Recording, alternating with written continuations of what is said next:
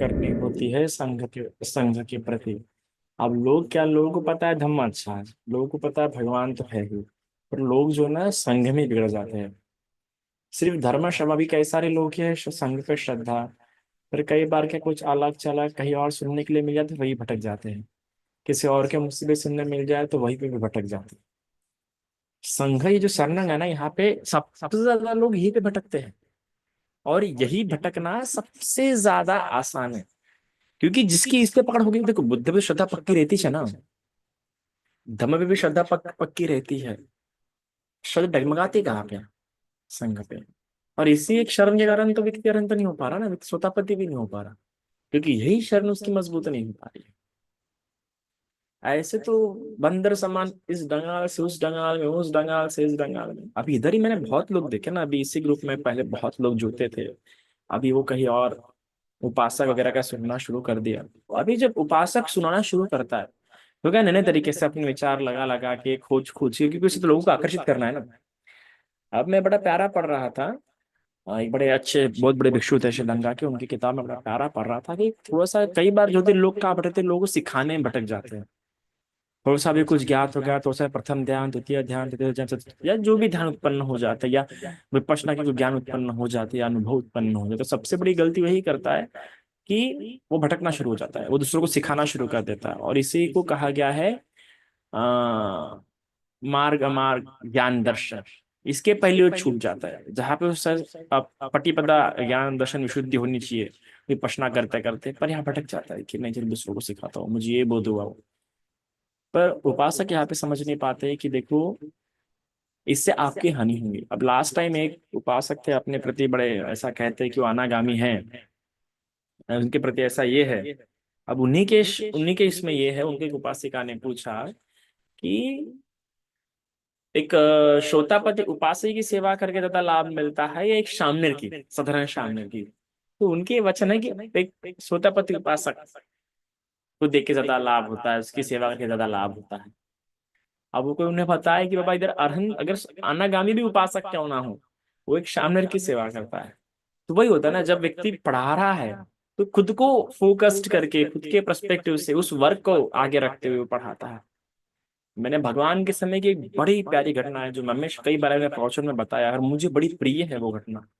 उस घटना में कितना प्यारा बताते हैं कि आनंद थे शायद से, या कोई तो भी था उनके साथ, छोटे भिक्षु, तो बता रहे थे वो देखो देवदत्त और उसके 500 शिष्य, वो देखो अनिरुद्ध और उनके 500 शिष्य, वो देखो सारिपुत्र और उनके 500 शिष्य, वो देखो बनते महाकाश्यप और उनके 500 शिष्य।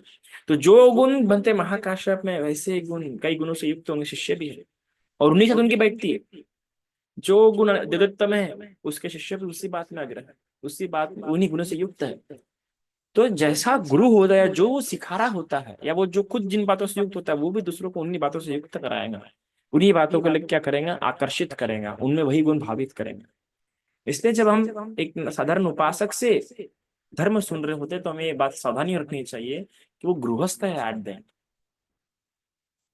और एक काषाय वस्त्रधारी बात अलग हो जाती है। ऐसा नहीं कि उपासक धर्म नहीं बढ़ा सकते, धर्म बता सकते हैं, पर एक जो भी समझदार उपासक होगा वो कभी भी खुद धर्म नहीं बताने की कोशिश करेगा, वो यही कोशिश करेगा कि संघ के पास जाओ, संघ यहाँ उपस्थित है। श्रीलंका में नहीं है कि अच्छे अच्छे उपासक, थाईलैंड में नहीं है कि अच्छे अच्छे उपासक, पर वो संघ के गुरुत्व को क्या कहते हैं, उसके बल को मानते हैं।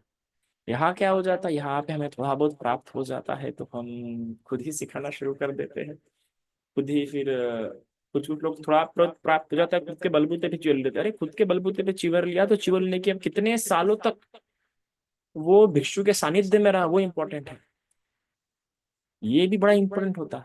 तो इससे कई सारी बातें हमें सुनने को आ रही है, देखने को मिल रहा है। तो इससे देखो, इससे दो तरह के नुकसान होते हैं। एक तो जो संघ जो जिस प्रकार से मजबूत होना चाहिए उस परिसर में या उन लोगों के बीच में, वो मजबूत नहीं हो पाती, और व्यक्ति की जो संघं शरणं गच्छामि है उसकी बड़ी हानि होती है। क्योंकि जब आप उपासक से धर्म सुनते तो आपका संघं शरणं गच्छामि मजबूत नहीं होता यहाँ पर।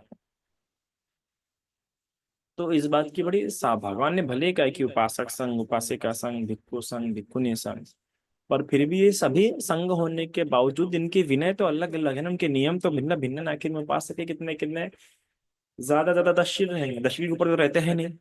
मोसा तो पंचशील अष्टशील में रहते हैं, वो तो भिक्षुओं के होते कि 227 विनय, 311 विनय, तो अंतर होता है। पर उपासक, अरे आप उपासकों ने ये बात ध्यान रखना चाहिए कि आकर्षण, आप इधर अच्छा लग रहा है उधर जा रहे हैं, उधर अच्छा लग रहा है उधर जा रहे हैं, आप धर्म चाहते हैं या क्या चाहते हैं? धर्म सादे शब्द बड़े सुंदर होते हैं, जब व्यक्ति सुनने बैठता है तो सादे शब्द बड़े सुंदर प्रतीत होना शुरू हो जाते हैं। तो आप आकर्षित किससे हो रहे हैं? अगर आप सती संप्रजन युक्त होते व्यक्ति देखेंगे तो आप आकर्षित किधर हो रहे हैं? धर्म से आकर्षित नहीं हो रहे, संघ से आकर्षित है, या आपका अपना ही कुछ और है, अविद्या है जो आपको लेके जा रही है, आपका मार है जो आपको लेके जा रहा है। इसलिए मैं कहता हूँ उपासकों को बड़ा सावधान रहो, वरना बड़ी हानि है आपकी, इस समय में ज्यादा हानि है, क्योंकि प्रज्ञावान लोग ज्यादा है, अभी प्रज्ञावान मतलब ज्ञानी लोग ज्यादा है, और इसलिए भटकाने वाले लोग भी ज्यादा है। याद रखना, अम्बेडकरी समाज की इसलिए हानि हुई थी कि यहाँ पे बोलने वाले बहुत पैदा हुए,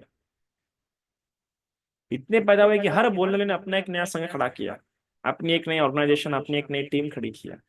पर इससे कुछ नहीं होता है, इससे इंसान और टूटता है, ये समाज शिक्षा और भटकती है, और उसमें क्या होता है, विकृतियां उत्पन्न होती है, क्योंकि हर व्यक्ति फिर अपने अपने रूप से परिभाषित करना शुरू करता है।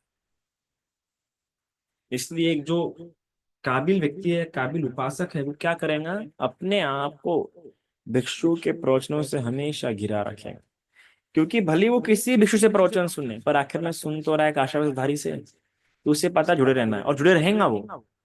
भले हमसे धर्म नहीं सुन रहा है, भले किसी और बंदिश धर्म नहीं, पर बंदिश धर्म सुन रहा है ना, वो धर्म जुड़ा रहेगा। पर उपासक से सुन रहा है ना, 70% गारंटी है नहीं होगा। आज इतने सारे लोग यूनिवर्सिटी से कर रहे हैं डिग्रियां, आज कहाँ बताओ बड़ा, कहाँ धर्म फैला, वो तो आप धर्म को बांटने का काम कर रहे हैं।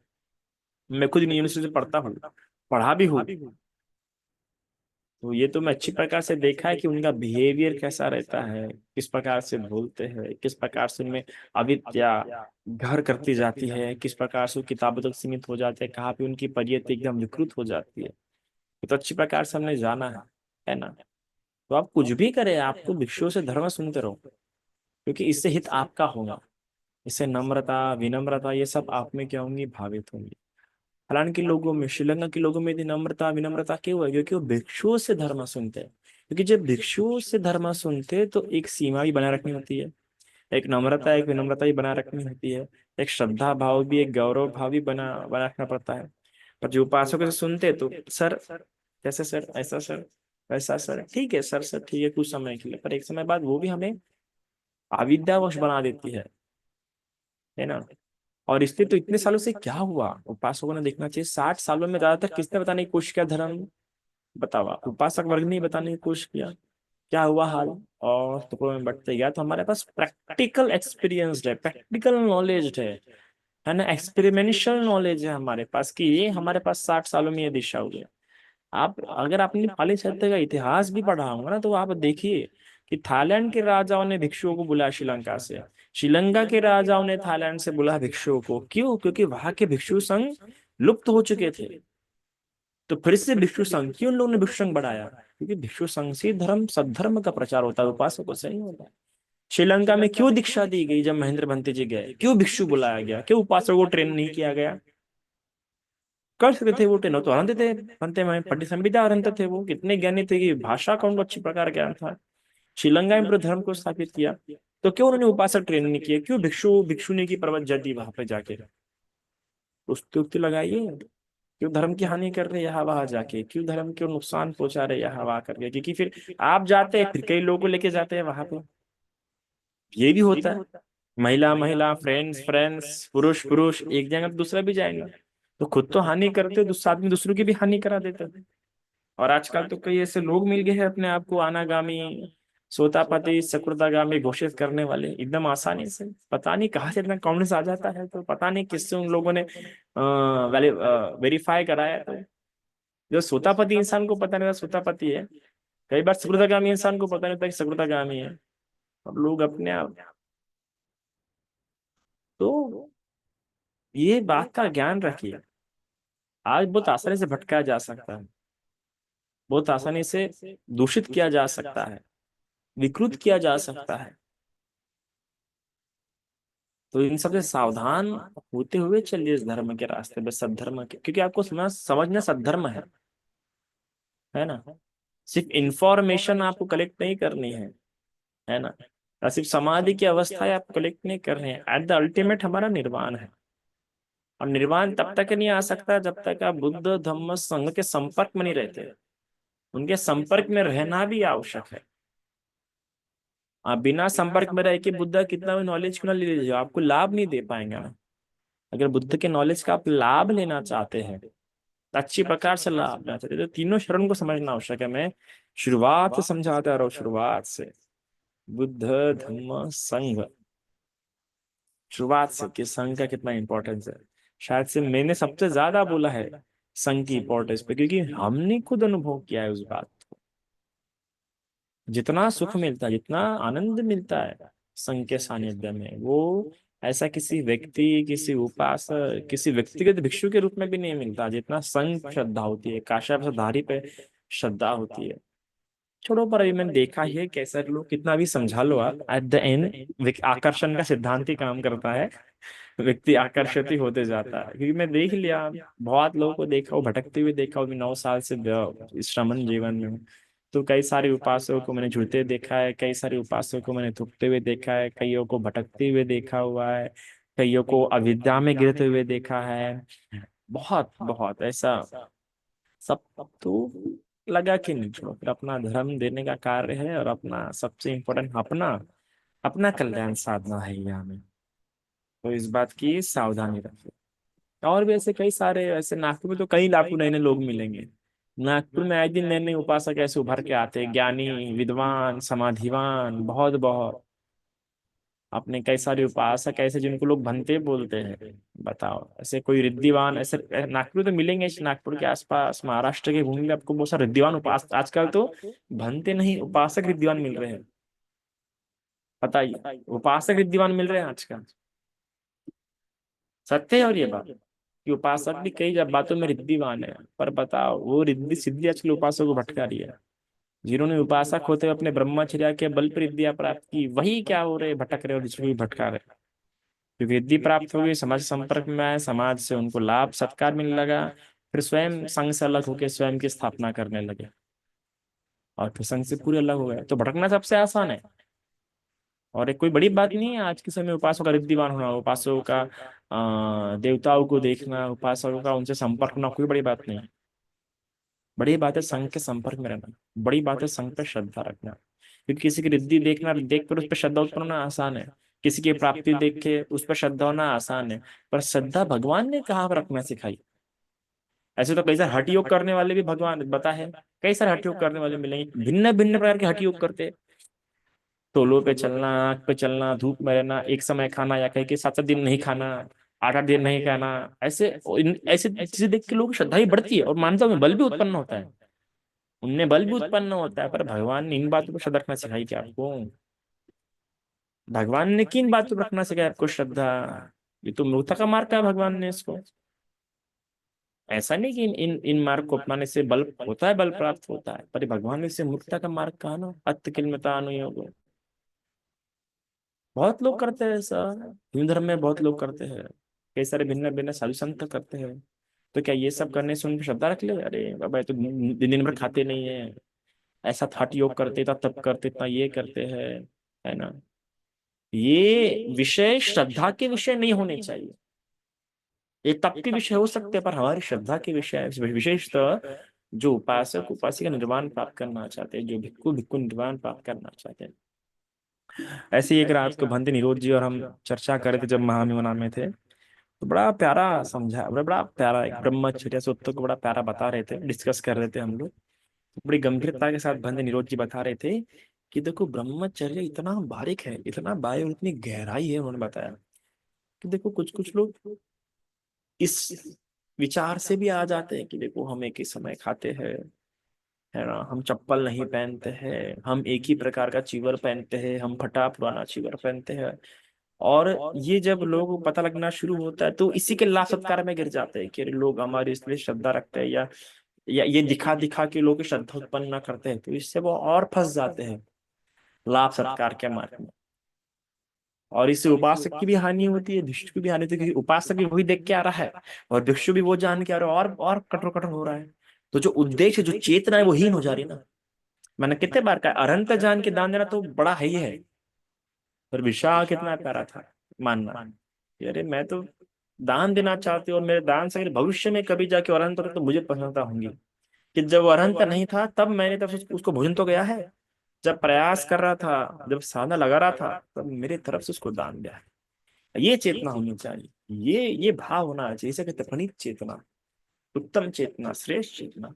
और आजकल लोग, और यही कारण है उनके भटकने का।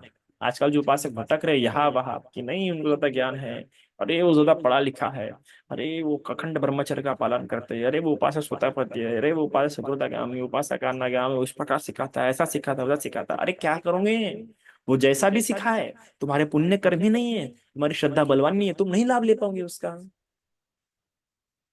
कैसा भी कितने बच्चा क्यों ना सिखाए, वो सिर्फ सुनने के लिए करना प्रिय लगेगा। जब तक आपके पास इंद्रिया भावित नहीं हुई है, जब तक आपकी श्रद्धा परिपूर्ण नहीं हुई है, आकारवती नहीं हुई है, वो कितना भी अच्छे से क्यों ना समझाया आपको, वो बस आपको करना प्रिय लगेगा।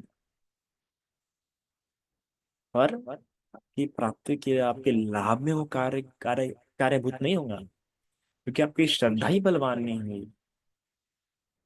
आज कितने ही लोगों ने गुरु जी के अंडर में बड़े बड़े 100 100 डेज के कोर्स किए, पर बताओ कितने लोग लाभ हो पाए, क्योंकि संगं शरणं गच्छामि समझ पाए। और वो संगं शरणं गच्छामि गुरु जी समझ के थे। हमारे गुरु लोग बताते हैं गुरु जी के अनुभव, कि वो संघ को कितनी श्रद्धा रखते थे, संघ पे कितना उनका विश्वास था, कितनी आकर हमारे गुरु जी जिन्होंने देखा है गुरु गोयनका जी को, उनके बारे में बताते हैं। और आजकल के पास यहाँ से वहां से यहाँ, इसको लाभ हुआ है, अरे इसको कुछ अच्छे से पता है, ये तो ये नहीं होगा, ये तो खोखली है, ये तो खोखलेबाज की तरह, खोखलाबाज जल जल जल्दी जल जाता है। तो इसलिए भी सावधान रखो उपासकों, भटकोगे तो आप, भिक्षु भटका है ना, तो भिक्खु संग में होने के कारण आज नहीं तो कल वापस आएगा, एक लाइक नरक जाएगा। पर उपासक, आप तो जन्म जन्म भटकते रहोगे ना। भिक्षुओं के पास अपने रास्ते परिशुद्ध होने के, भले 227 नियम होंगे, पर अपने परिशुद्ध होने का उसके पास रास्ता है। मानत तंग है, जानत तंग है, परिवास है, क्षमा याचना है, पर उपासक आपको कहाँ है? आपको ऐसा कुछ नहीं है, मानत तंग जानत तंग परिवास। आपके द्वारा जो कर्म घटा है वो कर्म घटा, उसका कर्म विपाक भोगना ही पड़ेगा। इसलिए सावधान रहो, भटकाने वाले तो बहुत है, हमारा मन भी भटकने वाला है, और हमारा मन जल्दी भटकेगा। जितना करीब जब निर्वाण का, जल्दी भटकता है व्यक्ति, जितना दूर है उतना भटकता नहीं है। इसलिए बड़ा आसान हो जाता है व्यक्ति भिक्षु संघ के संपर्क में आके फिर से भटक जाना। बड़ा आसान होता है कि एक समय बहुत दानी हो जाता है, एक समय बहुत शिलान हो जाता है, भिक्षु संघ के संपर्क में रह के फिर धीरे धीरे उनसे छूट जाता है, फिर किसी और के पास जाता है। यही तो काम है ना माल का। वो ऐसा ही तो चाहता है कि व्यक्ति ऐसे लोगों के संपर्क में ना रहे। किसी ना किसी में तो, किसी ना किसी की शरण को तो कमजोर करेगा ना वो। अगर बुद्ध की शरण कमजोर नहीं कर सकता, धम्म की शरण कमजोर नहीं कर सकता है, तो क्या करेंगे, संघ की शरण कमजोर करेगा। ये स्वतः पत्र होने के लिए कम से कम शरण मजबूत चाहिए ना। शील तो हो जाते हैं, क्योंकि शील एक व्यक्तिगत भाव है, एक व्यक्तिगत बात है। अच्छी प्रकार की प्रैक्टिस से, 1 2 साल की प्रैक्टिस से इंसान के शील अच्छे हो जाते हैं, तो हट जाता है शील परामर्श। सत्काय ठीक, धर्म श्रवण कर करके, धर्म का अभ्यास कर करके, साधना का अभ्यास कर करके हट जाते हैं। भटकता कहाँ है, विचिकित्सा, जो शरण आ गया माने भाव में भटकता है। सत्कार व्यक्ति तो ठीक प्रकार से धर्म सुन सुन के, धर्म सुन सुन के, धर्म सुन सुन के, उस प्रकार से भावना कर करके सत्कार व्यक्ति हट जाती है। पर संगं शरणं गच्छामि, और संग शरणं गच्छामि सत्कार व्यक्ति बहुत करीबी मित्र है। संग शरणं आपका अच्छा है, सत्कार व्यक्ति अपने आप धीरे धीरे कमजोर होंगे। धीरे धीरे संघं शरणं गच्छामि, बहुत अच्छे से खेलना होता है, पर वो नहीं होता अच्छे से। कैसे होगा अच्छे से, क्योंकि हम कभी यहाँ, हम कभी वहां, इधर लाभ हो रहा, उधर लाभ हो रहा। इसलिए बुद्ध कहते कि नैरो रहना पड़ता है समय में। एक बार जब मिल जाए ना तो हमें एकदम नैरो होना पड़ता है, पर हम फिर यहाँ जा रहे, फिर वहां जा रहे, ये इधर भी जाते, उधर भी जाते नहीं। ये जो स्वाद है ना, चखना, इधर का चखना, उधर का चखना, ये कब बताया गया है, जब आपको धर्म नहीं मिलता। जब धर्म मिल गया है और उसके बाद भी यहाँ वहां जा रहा है, वो ना कलाम सुनते, कलाम सुनते किसके लिए, जो नया नया इंसान है, इसको मिलने का है, इसका विश्वास तक बनने का है, उसके लिए कलाम सुनता है। लोगों ने कई बार कलाम हित को गलत समझा। नहीं, कलाम सुख तो ऐसे है ही नहीं कि अरे जब तक मन को पटता नहीं तब तक मानो। अरे जब आपकी श्रद्धा नए नए श्रद्धा आपकी बनने की है, तब ठीक है, यहाँ जाओ इसका सुनो उसका सुनो, इधर जाओ उधर जाओ। भाई जब श्रद्धा आपकी बन गई है, आपको लाभ हो रहा है ना, आपको वो अच्छा लग रहा है, तो फिर इधर उधर मत जाओ। वरना आपकी श्रद्धा भी भटकेंगी, आपकी अविद्या भी भटकेगी, और अपनी समझने की क्षमता वो अलग तरह समझेंगे, और बोलेंगे जो अधर्म है उसको धर्म समझेंगे, और जो धर्म है उसको धर्म समझेंगे। क्योंकि यहाँ आवाज आने आज गई नहीं ना। कलाम सूत्र में नए लोगों को बताया गया कि यहाँ इधर भी देखो उधर भी देखो, पर जो हो गए पुराने, जिनकी श्रद्धा अच्छी हो गई है, उनको तो साफ साफ कहा है, आचार्य आचार्य वचनों को ही बदल दो। तो इसलिए सावधान रहो, वरना नुकसान तो है ही लगा हुआ है पीछे में। ठीक है। साधु साधु साधु।